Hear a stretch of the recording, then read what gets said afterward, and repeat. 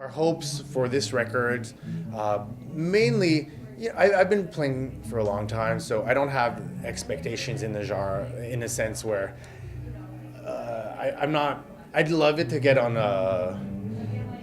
and, just a label that's supportive of it, that kind of believes in the vision of the band. If anything, that's the main thing. And we're also really aware that it might take a few records for it to kind of settle in people's psyche and taste a little bit. People like the comfort of kind of knowing what to expect out of a record. We purposefully did the opposite, and it can be dangerous on one end, but we find it more adventurous. Some people find it maybe indulgent, but I think that's a good thing.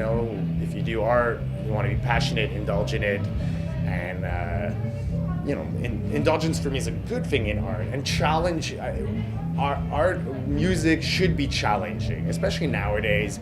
It's meant to break down, to open people's minds, and to kind of break down barriers. And we thought by just starting with ourselves, by breaking our own barriers, it's just a good way to kind of do it for the audience. But we're also aware that it might take a little bit longer for people to really grasp the project, and that's fine.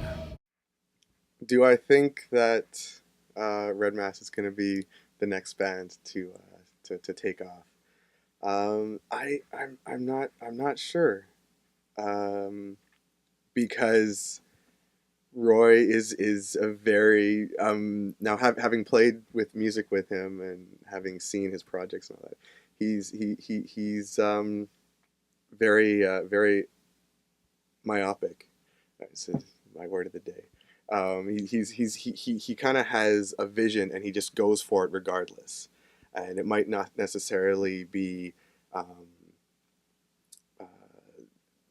as tailored to the tastes of the general public of something that might become a commercial success. With a band like Red Mass, as great as Red Mass, the only reason I could find for why they aren't known nationally, let alone internationally, because it really doesn't make any sense as far as the lineage of Roy Vicino and the various projects that he's been involved with. My answer would be that my romantic answer would be the world's not ready yet. The true answer is the pieces haven't been put into place until now.